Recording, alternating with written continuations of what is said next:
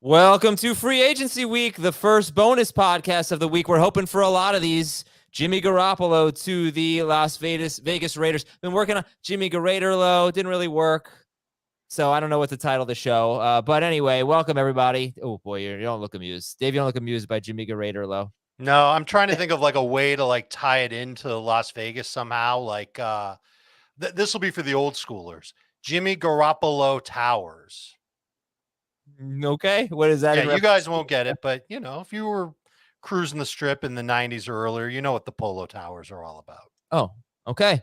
Well, that's Dave. Jamie's here as well. We're going to break down this transaction here and hope for a lot more today. We're going to do nightly recap episodes during the week, but any big breaking news, we'll have bonus pods before that. And you're going to hear different viewpoints. We'll have Heath on later tonight to talk about Garoppolo, all those types of things. Okay, so let's start with Davante Adams. Jamie, value up, down, or the same? Is he still a first-round pick? Davante Adams. Down. He is a second-round pick, but he's still a top 10 wide receiver. I think you just look at what Derek Carr was last year, and I think as bad as he was, this is a downgrade for this Raiders passing attack because Jimmy Garoppolo, I believe, is worse. And so I think it's a good move by the Raiders if they want to remain competitive because the quarterback market clearly is not going to be very robust, and what they were going to get in the draft, probably not someone who's going to help them right away. So to go get a guy that's familiar with Josh McDaniels, I think will be good for their offense as a whole. But I think in terms of Davante Adams' fantasy value, just looking at the numbers here, you might have it in front of you, but downfield passes certainly not a strength of Jimmy Garoppolo, and some of the metrics are terrible when it comes to what he does throwing the ball down the field, and that's actually something Derek Carr did pretty well last year, top 10 in throws of 15 plus yards and 30 plus yards down the field. So I think for Adams, you have to hope that his reception total will still remain at a good level, that he'll still be able to find the end zone, and that his talent will help bring Jimmy Garoppolo up. But I just think that this is a slight downgrade. So a guy that was a borderline top 5 receiver is now closer to 10 for me. Dave. We don't know if he'll be asked to keep it short and neat and tight because that's kind of what they're asked to do in San Francisco. And if Derek Carr was asked to air it out last year, then maybe there's a chance Garoppolo airs it out. I just don't know if he's that good at it. Jamie, you mentioned the metrics. There's definitely something to that. I did double check on this. I compared Garoppolo with Rodgers and Carr just on 2022 stats. And this will speak to him keeping his passes short, not taking a lot of chances deep. His completion rate was better than Rodgers and Carr last year. His yards per attempt was better than Rodgers and Carr last year. It was actually 7.9. Touchdown rate was better than Rodgers and Carr last year. That's 5.2%. And even his interception rate was better than Rodgers and Carr at 1.3%. Bottom line is this. He's a serviceable quarterback. If they ask him to throw downfield more to Davante Adams, I'm sure he'll be good with it. Probably won't be as effective as with Carr, but that's only by a little. Definitely won't be as effective as with Aaron Rodgers. I still have Adams as like top, let's call it like a top 7 fantasy wide receiver. Easy round 2 pick in non-PPR, borderline round 1, round 2 pick in full PPR. So which wide receivers are ahead of him? Give me, all the names, even the obvious ones. Jefferson, Kupp, Chase, Tyreek, Diggs, Lamb. That's full PPR. Jamie, same list there? Lamb included? Oh, yeah, for sure. Well, I mean, you say for sure, but, we got a new offensive coordinator. We've got a new philosophy in Dallas, right? So, just want to throw that out there. But okay, Lamb is ahead of Davante Adams. And I just think what's so interesting about Garoppolo is, Dave, you mentioned the yards per attempt. He's always an absolute star in yards per attempt. I gave this stat last week. In 4 straight seasons, he has been number 1 in yak per completion, yards after catch per completion. Number 1, Jimmy Garoppolo. That is the system at work. He's accurate, throwing short passes, and they get going after that.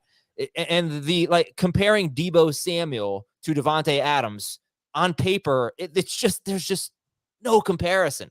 Comparing Darren Waller to George Kittle, actually some fairly similar. You just look at like ADOT and yards after catch. There have been some similarities, more like 4 years ago for Waller than the last 2 years. But let's shift now. We know Davante Adams, easy second round pick, top 7 wide receiver. Let's shift now to Darren Waller. Dave, I'll give you the first word on Waller. When do you think he gets drafted? Is this good for him? Is this bad for him? What do you think? I think it's going to be fine for him just because this offense that he's in is going to open things up for him. When he did play, he did get good opportunities, especially in the red zone.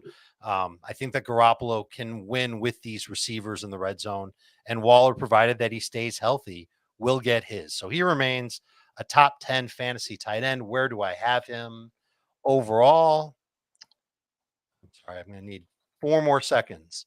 I currently have him as a round 8 pick. Might not get him in round 8, and that's okay. But I think that he doesn't lose a ton of value just because it's Garoppolo instead of Carr.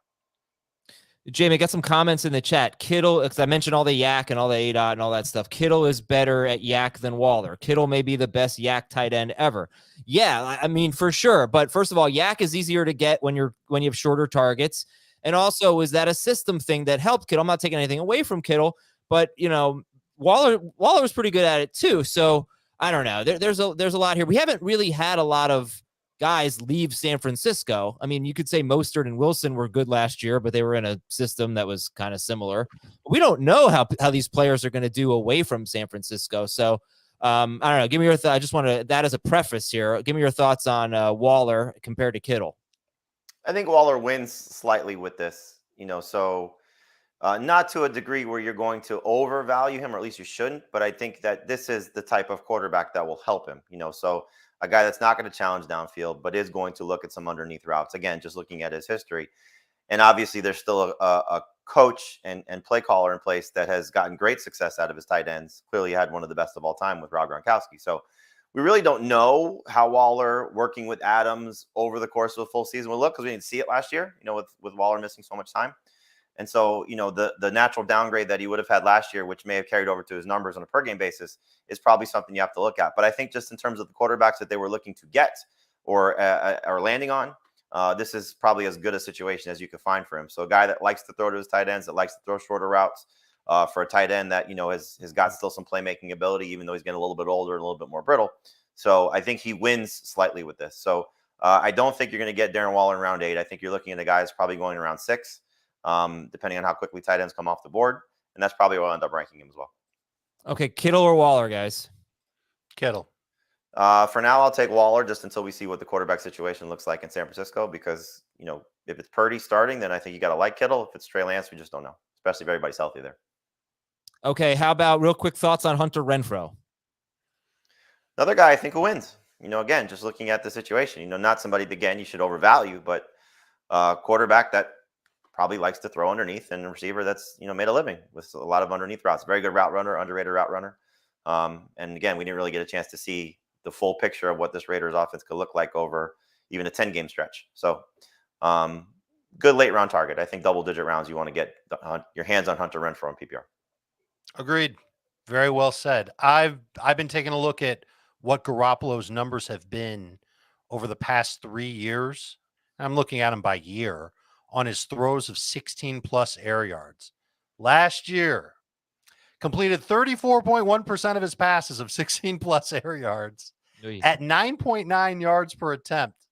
How do you get 9.9 yards per attempt when your air yards are 16+? Goodness gracious. 2 touchdowns. Yeah, this isn't it for Davante Adams. This is definitely a hit. So it kind of plays into what we're saying with Hunter Renfrow. If the tendency for Garoppolo, maybe he just takes it with him to Las Vegas, is that he throws short, that's going to be good for Hunter Renfrow. If they ask him, hey, we don't care what the pass has been, let's take those shots. We've got Davante Adams, for crying out loud. I don't know if that ball is going to be in a good place for Adams to get.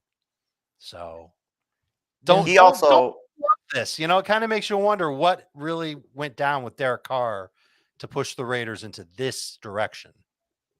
I think, you also, to be a little bit more positive, and not that I disagree with you, Dave, but this is the best receiver he's ever going to play with, so yeah, he is going to hopefully bring up Jimmy Garoppolo's game. And that's the hope, maybe the more controlled atmosphere playing in a dome, so those home games will matter more for Jimmy Garoppolo, with throwing the ball down the field, and Davante Adams gets open as well as anybody in the history of the game, so those things will hopefully help as well.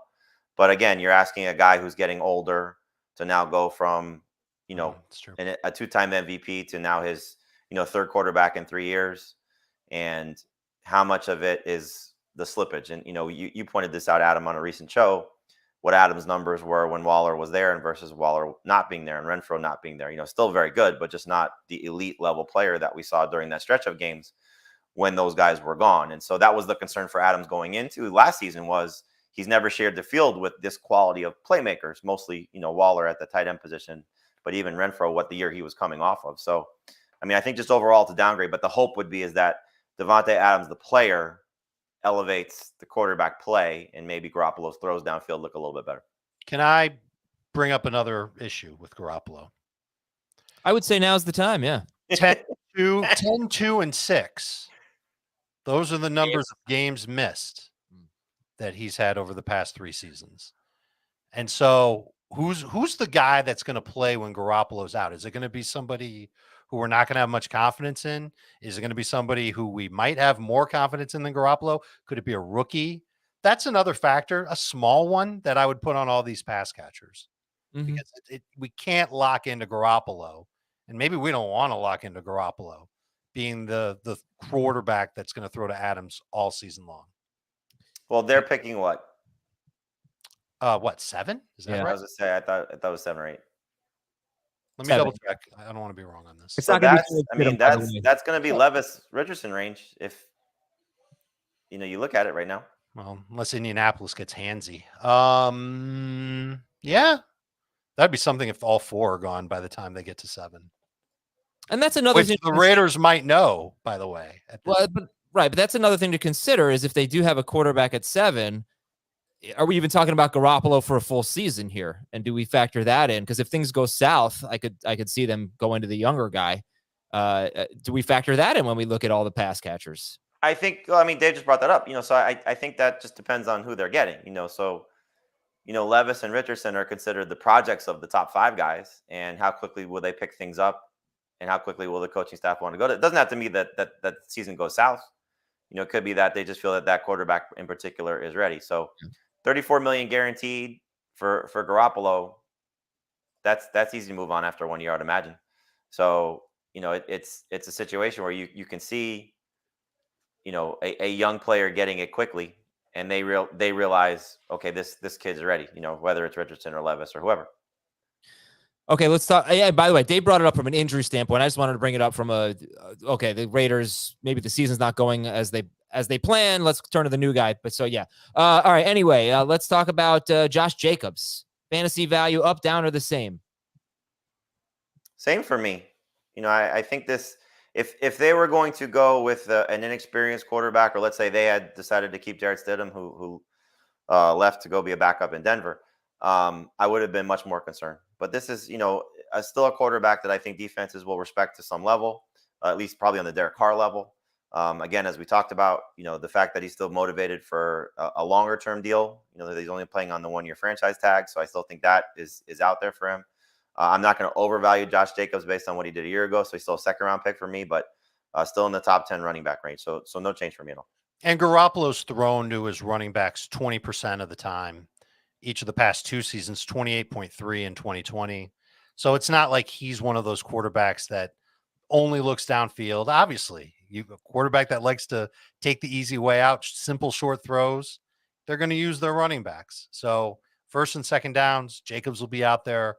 Garoppolo will find him. It's a plus. It's fine. It doesn't change anything for Jacobs. Okay. And Garoppolo, last thing here is Garoppolo. So let's see. The last 3 times he's played, fairly close to a full season, he was number 17 per game, number 19 per game, number 20 per game. That's in 6-point per passing touchdown leagues. I think I asked you this last week. He's not going to crack your top 20, right? No, especially not when the rookies get to their destination.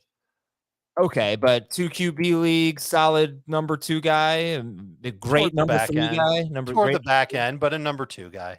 Yeah, I think once we get past the draft and they don't take somebody, then you got to be a little bit more encouraged by his super flex and 2 QB value. But if they draft a guy, then you're looking at probably taking Garoppolo and that guy, if those are the only two teams worth of quarterbacks that you take.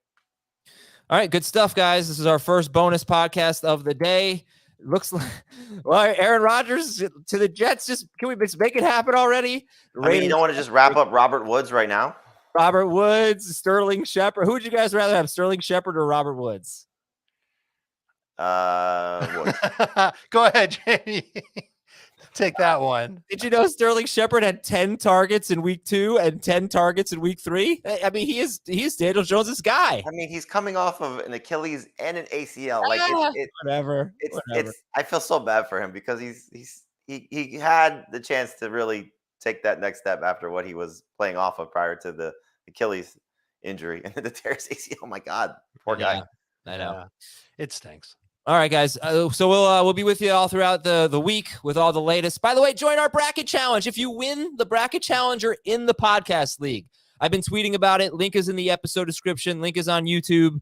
Join the bracket challenge right now. We will talk to you later on Fantasy Football Today.